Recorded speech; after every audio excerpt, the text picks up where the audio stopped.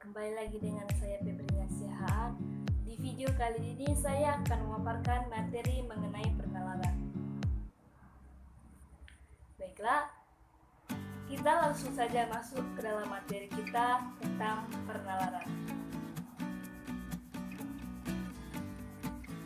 Penalaran adalah proses berpikir yang bertolak dari pengamatan indera atau pengamatan empirik yang menghasilkan sejumlah konsep dan pengertian. Proses berpikir itu, seseorang menghubung-hubungkan data atau fakta hingga sampai pada suatu kesimpulan. Data atau fakta tersebut kemudian dinalarkan, dan data yang dilakukan itu boleh berisi data yang benar dan boleh tidak benar. Dalam menulis sebuah paragraf itu, ada dua pola yang sering digunakan dalam pembuatan paragraf. Yang pertama itu adalah pola induktif, dan kedua itu adalah pola penalaran deduktif. Teman-teman sekalian, saya akan memaparkan pola penalaran yang pertama itu adalah pola penalaran induktif.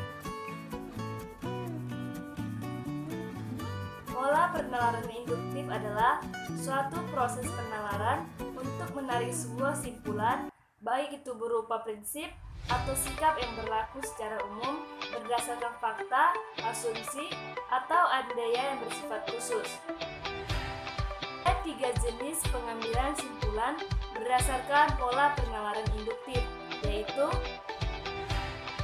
pola penalaran induktif analogi. Penalaran induktif analogi adalah proses penyimpulan berdasarkan kesamaan fakta atau sebuah data dalam sebuah paragraf. Analogi dapat juga dikatakan sebagai sebuah proses membandingkan dua hal yang berlainan berdasarkan kesamaannya.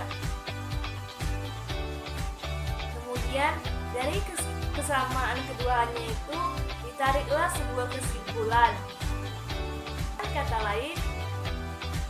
Dengan kata lain, analogi merupakan suatu proses yang bertolak dari peristiwa atau gejala khusus yang satu sama lain memiliki kesamaan untuk menarik sebuah kesimpulan. Demikian, dasar simpulan penalaran ini adalah ciri pokok atau esensi dari dua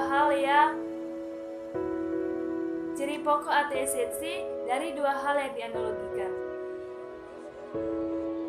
Yang kedua itu adalah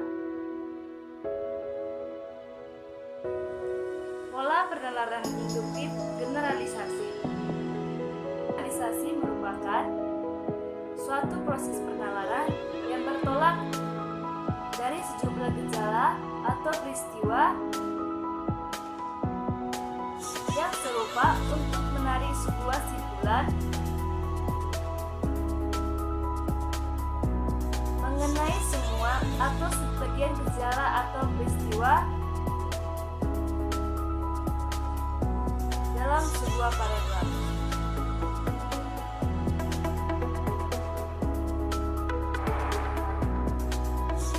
Generalisasi diturunkan dari gejala-gejala yang khusus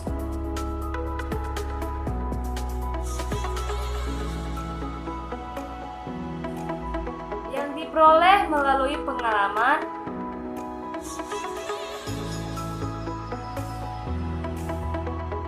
observasi, wawancara,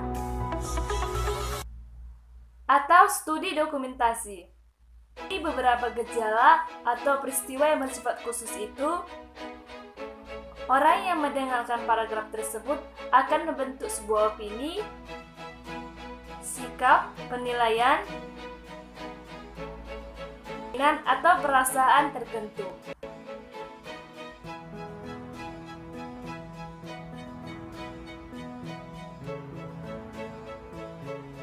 Generalisasi dapat dibedakan menjadi dua macam, yaitu generalisasi sempurna dan generalisasi tidak sempurna. Generalisasi sempurna merupakan seluruh fenomena yang menjadi dasar penyimpulan untuk diselidiki.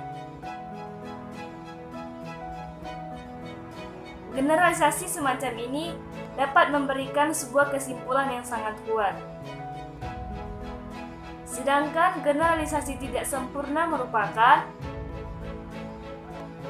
generalisasi berasal dari sebagian fenomena untuk mendapatkan kesimpulan yang berlaku bagi fenomena sejenis yang belum diselidiki. Baiklah, kita masuk ke jenis pola yang ketiga, itu adalah pola penalaran induktif hubungan sebab akibat atau kausal. Hubungan kausal merupakan bentuk penalaran yang diperoleh dari gejala-gejala yang saling berhubungan.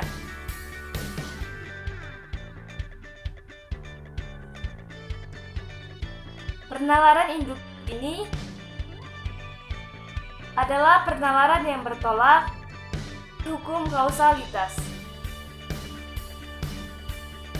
Artinya bahwa semua peristiwa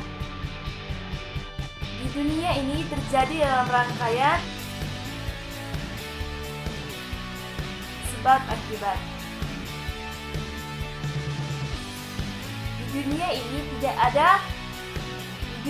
tidak ada kejadian satupun yang muncul tanpa penyebab,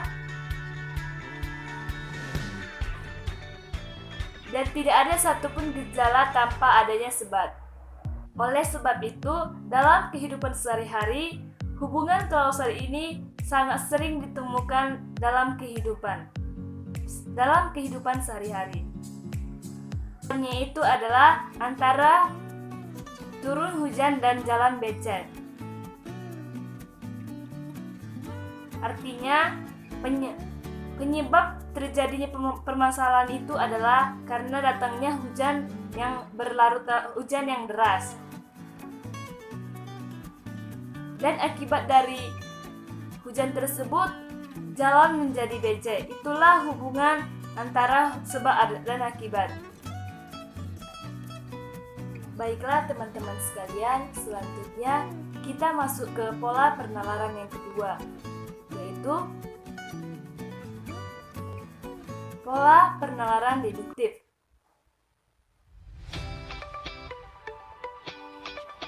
Penalaran deduktif merupakan proses pengambilan simpulan berdasarkan hal-hal yang bersifat khusus. Proses penalaran ini disebut deduksi.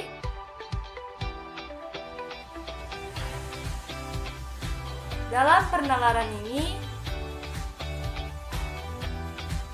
simpulannya dibentuk dengan cara deduksi, yaitu dimulai dari hal-hal yang bersifat umum menuju ke hal-hal yang bersifat khusus atau yang lebih rendah. Penarikan simpulan secara deduktif ini dapat dilakukan secara langsung dan dapat dilakukan secara tidak langsung. Dalam penarikan simpulan secara tidak langsung ini, diperlukan adanya satu premis yang berupa pengetahuan umum yang sudah diketahui oleh semua orang.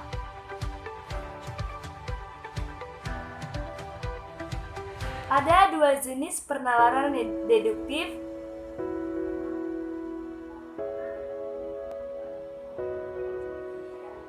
dengan penarikan simpulan secara tidak langsung, yaitu yang pertama itu adalah silogisme, dan yang kedua itu adalah antinem. Dalam silogisme ini, penyimpulan pengetahuan yang baru diambil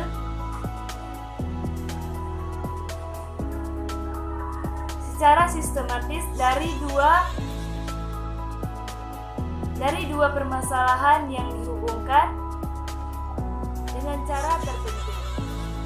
Silogisme disebut juga sebagai suatu proses penalaran menghubungkan dua proposisi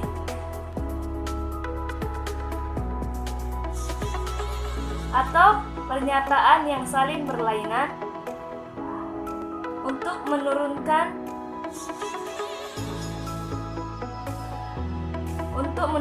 sebuah simpulan yang merupakan proposisi yang ketiga yang dapat dibuktikan kebenarannya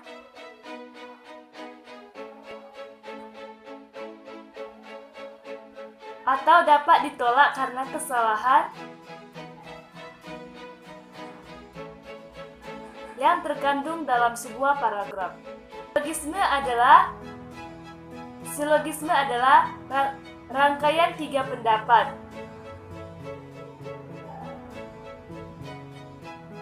yang terdiri atas dua pendapat dan satu kesimpulan. Tiga pendapat dalam silogisme tersebut adalah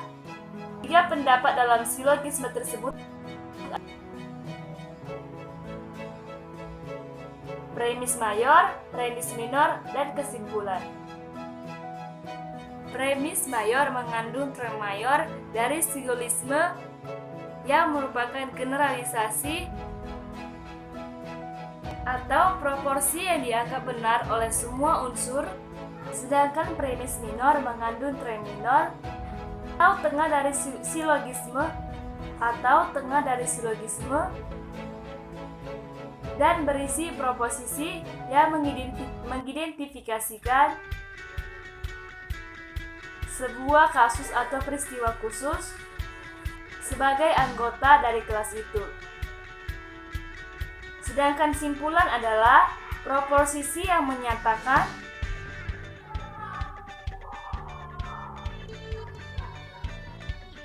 bahwa apa yang berlaku dalam seluruh kelas akan berlaku pula bagi anggota-anggotanya. Setelah kita akan membahas jenis penalaran yang terakhir, itu adalah antinem. Antinem adalah penalaran deduksi yang dilakukan secara langsung yang premisnya dihilangkan atau tidak diucapkan lagi karena sudah sama-sama diketahui oleh seluruh paragraf. Dengan kata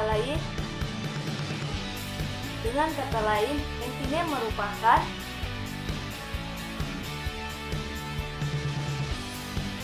suatu proses penalaran dengan menghilangkan bagian silogisme yang dianggap telah dipahami. Baiklah teman-teman sekalian, sampai di sinilah pemaparan saya mengenai penalaran. Semoga apa yang telah kita pahami secara bersama-sama dapat menambah pengetahuan teman-teman sekalian. Dan saya mengucapkan terima kasih buat teman-teman yang sudah menyimak video ini sampai selesai. Sekianlah pemaparan dari saya dan sampai jumpa di video-video berikutnya.